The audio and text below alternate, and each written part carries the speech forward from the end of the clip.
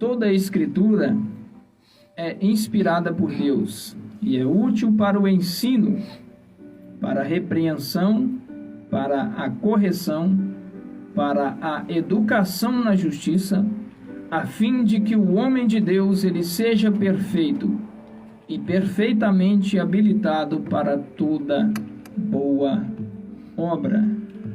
O texto só vai somente até aqui, irmãos. Nós vamos agora trazer uma meditação aqui a respeito, da palavra de Deus. Queridos e amados irmãos, esta carta que nós acabamos de ler, a carta do apóstolo São Paulo, que ele escreveu agora a Timóteo. Quando Paulo ele escreve esta carta ao servo chamado Timóteo, servo do Senhor, homem de Deus, nós vemos que esta carta, diz os historiadores, que foi a última carta escrita pelo apóstolo São Paulo. E as evidências que esta é a última carta de Paulo é quando ele diz: eu combati o bom combate, acabei a carreira e guardei a fé. E todos nós sabemos, queridos irmãos, que todo grande homem de Deus, ele sempre deixa um legado. Ele sempre deixa alguém para dar continuidade àquela obra que ele começou. Paulo, queridos e amados irmãos, como todos já conhecem, quem é leitor da Bíblia Sagrada, você que gosta de ouvir a palavra de Deus e muitas das vezes tem ouvido a mensagem acerca do apóstolo São Paulo, você vai entender que Paulo ele foi um homem que pregou a palavra de Deus por muito tempo. O ministério de Paulo foi mais de 40 anos de pregação. Pensa aqui comigo, queridos e amados irmãos, um homem que foi tanto usado por Deus que até os seus aventais, onde eram levados até os enfermos, aqueles aventais traziam a cura, de tanto que era a unção de Deus que estava na vida daquele homem. Nós vemos que Paulo, certa feita também, foi perseguidor do povo de Deus, antes dele se converter ao Evangelho. Talvez alguém que até esteja ouvindo, esta mensagem nesta manhã, também já foi uma pessoa como Paulo, já foi um perseguidor da obra de Deus, já perseguiu os crentes, já perseguiu aqueles que carregam a Bíblia, aqueles que foram perseguidores de crentes. Hoje nós temos também muitas pessoas, que também perseguem o Evangelho. Paulo foi uma dessas pessoas. A palavra de Deus ela nos diz que Paulo então ele veio a se converter, ele se converte, agora se torna um grande homem de Deus. Paulo, na época em que ele pregava o Evangelho, ele ganhou o continente asiático quase todo inteiro para o Senhor Jesus, naquela época. Então nós vemos que esse missionário foi um missionário muito importante, os maiores escritos aqui do Novo Testamento são escritos, que foram mencionados por Paulo, pelo apóstolo Paulo. O homem de Deus, o homem que deixou legado. Só que Paulo agora, ele mesmo tinha preocupação de que esta fé que agora é depositada em Cristo, que ela chegou até a nós, que hoje nós vemos, que nós temos esta oportunidade de glorificar a Deus, de exaltar a Deus, temos o conhecimento da palavra de Deus, hoje nós temos a oportunidade de aprender, porque um grande homem de Deus como Paulo, usado pelo Senhor Jesus, usado por Deus, cheio do Espírito Santo, teve a coragem de enfrentar as lutas, teve a coragem de enfrentar as dificuldades daquele tempo, porque a perseguição do Evangelho era muito grande, mas Paulo prevaleceu. E a palavra de Deus ela nos mostra que Paulo, aonde ele ia passando e pregando a palavra do Senhor, ele agora ia fundando ali as igrejas, como a igreja de Corinto, a igreja aos Colossenses, aos Filipenses, aos Efésios, E Paulo agora ele precisa deixar um legado, ele precisa agora deixar alguém instruído, ele precisa deixar alguém agora que conheça a palavra de Deus, que conheça os preceitos da palavra de Deus, para transferir esse mesmo ensinamento aos próximos que viria.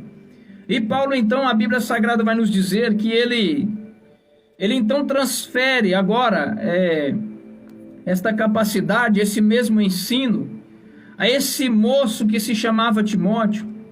Quando nós vemos aqui Paulo dentro da prisão, e falando com Timóteo nesta carta, ele vai falar aqui com Timóteo, a respeito de falsos mestres que apareceriam nos últimos dias. Ele vai falar nesta carta com Timóteo das coisas que haveriam de acontecer no fim dos tempos. Ele vai falar agora com Timóteo que ele deveria preparar a igreja do Senhor, que ela deveria estar alicerçada, que ela deveria estar embasada na doutrina de Deus. Timóteo agora vai receber esse ensinamento de Paulo, e quando Paulo ele vai falar com Timóteo, ele expressa bem a sua fé, ele expressa bem o seu conhecimento, e ele vai dizer a Timóteo que toda a Escritura Sagrada, que toda a Bíblia Sagrada, que é a palavra de Deus, né, que nós temos hoje, toda a Escritura inspirada, né, Paulo vai dizer aqui que ela é apta para ensinar. É o primeiro ponto que nós marcamos aqui nesta manhã, que a Bíblia Sagrada, a palavra de Deus, ela é apta para ensinar. Quando nós lemos Deuteronômio, capítulo de número 6, né, a partir do versículo de número 6 a seguir, vai dizer que no período do veterotestamentário, os pais ensinavam os filhos de uma certa forma, ao qual ali Moisés deixou a ordem que foi transferida pelo próprio Deus, e aqui também nós vemos que está embasado nesta palavra. Moisés vai passar agora a ordem do próprio Deus, dizendo que os pais deveriam ensinar os filhos, e os filhos deveriam ensinar os seus filhos, e assim a próxima geração também deveria ser ensinada. E Deus vai explicar agora em Deuteronômio 6, e versículo de número 6 em diante, como é que devia então os filhos aprender esta palavra. A Bíblia nos diz que Deus ele transfere agora esta responsabilidade aos pais de ensinar a Escritura aos filhos quando o filho se levantasse pela manhã, né, ao se assentar na mesa, caminhando pelo caminho, né, deveria escrever esta palavra nos umbrais das portas. Então, assim, ao deitar, ao levantar, Deus estipulou que as Escrituras Sagradas deveriam ser aprendidas, né? Que as Escrituras Sagradas ela deveria ser meditada. E o que quer dizer meditação, queridos e amados irmãos? Meditar nas Escrituras. Meditar nas Escrituras, queridos e amados irmãos, não é você simplesmente pegar a Bíblia Sagrada e fazer uma leitura por rápido e dizer que você, muitas das vezes, aprendeu alguma coisa. Hoje eu vejo muitas pessoas dizendo e até afirmando, eu leio a Bíblia até 50 vezes no ano. E às vezes você lê a Bíblia 50 vezes no ano, mas você meditou naquilo que você leu? Porque meditar, queridos irmãos, é diferente de ler. Meditar, queridos e amados irmãos, é guardar. Meditar, queridos e amados irmãos, é decorar. E era isso que Deus estava dizendo em Deuteronômio, quando o Senhor falou, né, que os pais deveriam ensinar ao levantar, ao deitar pelo caminho. Era isso que Deus estava estipulando, e era isso também que Paulo aqui está fazendo ênfase em 2 Timóteo capítulo 3, 16, 17. E ele ainda vai falar que toda a Escritura é divinamente inspirada. A Bíblia Sagrada, queridos e amados irmãos, ela é divinamente inspirada. Nós vemos hoje, muitas pessoas aí falando que a Bíblia, muitas das vezes, precisa passar por correção. Quem fala essas coisas não tem conhecimento de Deus, não tem conhecimento de quem é o Espírito Santo. Porque a própria Bíblia Sagrada vai nos dizer que esses homens, esses mesmos que agora escreveram esta palavra, estavam inspirados por Deus, estavam inspirados pelo Espírito Santo. Então nós vemos aqui o primeiro ponto, que a Bíblia ela é apta para ensinar. Depois, queridos e amados irmãos, nós vemos Paulo dizendo aqui em 2 Timóteo, que a Bíblia também, a palavra de Deus, a Escritura divinamente inspirada, ela é apta para corrigir. E como é que a Bíblia ela nos corrige, queridos e amados ouvintes, queridos irmãos? Ela nos corrige confrontando com aquilo que nós fazemos de errado. E o que é aquilo que nós fazemos de errado, se não é aquilo que nós pecamos contra Deus? A palavra de Deus nos ensina que o pecado, ele é contra Deus. E a palavra de Deus, quando ela nos corrige, ela nos mostra e nos apresenta que muitas das vezes aquilo que nós estamos aprendendo e ensinando, nós devemos nos basear na palavra de Deus, porque a palavra de Deus, ela vai dar a base daquilo que nós estamos estudando e nos mostrar se está correto ou se está errado, né? Essa é a função de correção da palavra de Deus. Então nós vemos aqui, queridos irmãos, a importância da Bíblia Sagrada na vida de uma pessoa, né? Nós vemos que a palavra de Deus, Paulo vai expressar até na carta aos Hebreus, capítulo de número 4 e versículo de número 12, que a palavra de Deus ela é como uma espada aguda de 2 gumes. Ela penetra até a divisão da alma e do espírito. Ela penetra até as juntas e medulas e é apta para discernir até mesmo os pensamentos e as intenções do coração do homem. Então nós vemos aqui a profundidade da palavra de Deus. Quando nós vemos falar que a palavra de Deus ela penetra entre juntas e medulas, é porque a palavra de Deus ela tem o poder de tocar no corpo físico. A palavra de Deus ela tem o poder de curar. Quando nós vemos aqui, queridos e amados irmãos, na programação passada que nós estávamos aqui falando a respeito, da palavra de Deus, nós vemos aqui que teve aquela expressão de uma palavra, e disse Jesus, palavras que saiu da boca de Jesus fizeram com que um homem ficasse curado.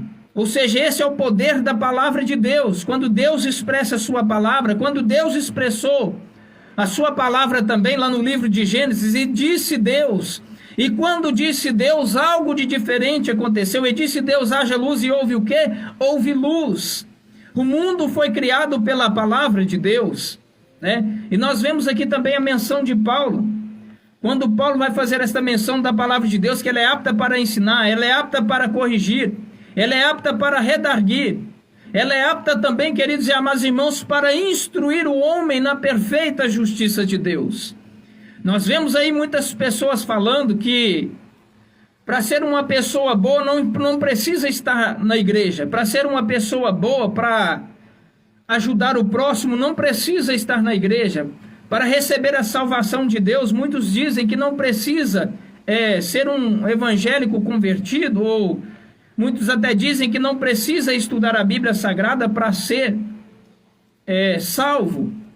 Então, queridos e amados irmãos, quando eu vejo aqui que a palavra de Deus ela é apta para instruir o homem na perfeita justiça de Deus, ou seja, para alcançar a salvação em Deus, nós precisamos observar a palavra. Nós precisamos observar tudo aquilo que Cristo ele ordenou. Não tem como o homem chegar a Deus sem ser pela sua palavra. Não tem como o homem chegar a Jesus sem ser pelo conhecimento do Evangelho. A palavra de Deus nos mostra lá no livro de Atos, Atos capítulo de número 2, depois da descida do Espírito Santo, quando eles recebem ali autoridade e poder da parte de Deus, a primeira coisa que eles vão fazer é pregar a palavra de Deus. A Bíblia nos diz que Pedro agora ele se levanta ali no meio daquele povo que estava ali agora, mais de 3.000 almas naquele dia. Depois que ele recebe a unção do Espírito Santo, a primeira coisa que ele faz é pregar a palavra. E a Bíblia nos diz que ele pregando a palavra de Deus, aqueles que estavam ali se converteram. Homens que eram de outras índoles, de outras religiões, de outros costumes. A palavra de Deus vai nos mostrar ali que tinha várias e várias pessoas de várias regiões do mundo, mas estavam ali, ouviram a palavra de Deus de certo ponto que eles criaram um grande temor dentro do seu coração, que eles mesmos perguntaram, não foi Pedro que fez o apelo para que eles aceitassem Jesus. Eles mesmos chegaram até a Pedro e disseram, Senhor, o que é que nós devemos fazer para que nós então venhamos a ser salvos? E Pedro vai dizer para eles, então somente arrependam e aceite Jesus, confesse Jesus como seu único e suficiente Salvador, receba Jesus em suas vidas, e assim então sereis salvos, arrependei-vos dos vossos pecados. É isso que a palavra de Deus ela faz nos dias de hoje. A palavra de Deus ela confronta com tudo aquilo que o mundo vem trazendo de errado. Por que é que hoje, queridos e amados ouvintes, nós vemos aí o mundo numa situação caótica, igual nós estamos vendo? Pessoas sem afeição ao próximo, pessoas que já não têm mais temor a Deus, pessoas até mesmo que abandonaram a fé. Por que que está acontecendo isso nesses últimos dias? Por que que está essa apostasia tão deliberada nesses últimos tempos do fim? É porque o povo já não busca mais na presença, já não busca mais a presença de Deus, já não busca mais conselhos na palavra de Deus. E por que é que também nós não vamos dizer que nesse tempo do fim, queridos e amados irmãos, Muitos podem até pensar que por estar dentro de uma igreja, muitas das vezes por estar dentro de uma denominação, né, ele simplesmente vai ser salvo porque está dentro da igreja. Irmãos, eu quero dizer uma coisa aqui neste momento: nós devemos congregar, nós devemos estar na casa de Deus, porque congregar faz parte do ensinamento que o Senhor Jesus ele nos deixou. Precisamos congregar. Mas outra coisa, queridos e amados irmãos, é receber a salvação em Cristo Jesus. Não é só porque você congrega, porque você está dentro da casa de Deus, que você vai ser salvo. Você vai ser salvo, é claro, queridos e amados irmãos, que é pela graça de Deus. Mas a graça de Deus, meu querido e amado irmão, manifestado na sua vida, ela tem que produzir frutos. A graça de Deus, queridos e amados irmãos, manifestada em nossa vida, ela vai nos mostrar, vai fazer com que nós produzimos os frutos que estão lá em Gálatas, capítulo de número 5. A fé alicerçada em Deus é uma fé em obras. E nós vemos aqui que muitas pessoas às vezes vão para a casa do Senhor, mas vivem uma vida deliberadamente, vivem uma vida de qualquer forma na presença de Deus. E pensa que porque é tão somente um frequentador de culto, ele vai ser salvo. Mas não é assim, meu querido e amado irmão. Você tem que observar os preceitos da Escritura Sagrada. Hoje nós vemos por aí muitas portas de igreja que estão abertas, mas não pregam a verdade de Deus. Igrejas que já expulsaram Jesus de lá. Expulsaram Jesus como? Expulsaram porque não tem a verdadeira palavra de Deus. Expulsaram a palavra de Deus, não tem mais o ensinamento correto. E aqui, como nós lemos nesta manhã, a palavra de Deus nos ensina a examinar as Escrituras, né? Até o apóstolo João escreveu isso: examinai as Escrituras, porque delas procedem a vida eterna, e são elas que testificam de Cristo Jesus. Nós precisamos ser conhecedores das Escrituras, queridos irmãos. É por isso que nesse tempo do fim tem muitas e muitas pessoas que estão aí levando uma vida de dificuldade e não sabem por quê. É porque muitas das vezes perderam Deus em sua vida. E perderam Deus como? Sem o conhecê-lo. Nós vemos que a carta, irmãos, de Deus para a sua noiva, quando a palavra de Deus fala que Deus ele tem uma noiva, é que essa noiva é a igreja do Senhor. E como é que Deus ele comunica-se agora com a sua noiva? É através da carta que ele mesmo enviou. E qual que é a carta que Deus ele agora envia para a sua noiva? Deus envia aqui uma carta de alguém como se estivesse apaixonado pela sua noiva. A carta que ele envia para a sua noiva agora é a palavra de Deus. A palavra de Deus é que faz com que o noivo comunique-se com a sua noiva, né? Porque a palavra de Deus ensina agora a noiva a orar, ensina a noiva a se santificar, ensina a igreja, irmãos, a ter mais comunhão com Ele, a buscar Ele mais em oração, ter mais espiritualidade, né? Assim nós vemos, queridos irmãos, a importância da palavra de Deus. Nós não podemos desprezar as Escrituras. Nós vemos aí, irmãos, nesse tempo do fim agora, né, que virou moda as pessoas fazerem muitas coisas. Por exemplo, hoje nós vemos aí muitos artistas gospel, né, que uma vida santificada com Deus não tem, né? Eles só prestam louvor e adoração na hora que ele está em cima do palco, mas depois que ele sai dali, só Deus sabe o que é que ele vai fazer, né? Mas também existe aqueles verdadeiros adoradores que adoram a Deus em espírito e em verdade. Mas também existe ainda a igreja séria que tem a palavra de Deus. Mas ainda existe, queridos e amados irmãos, homens e mulheres de Deus que ainda velam pela sua palavra, que não tem medo de falar a verdade. Homens e mulheres de Deus que estão alicerçados, embasados na doutrina que a palavra de Deus ensina. Homens de Deus cheios do Espírito Santo, que ainda falam a verdade e não têm medo de enfrentar aquilo que está por vir.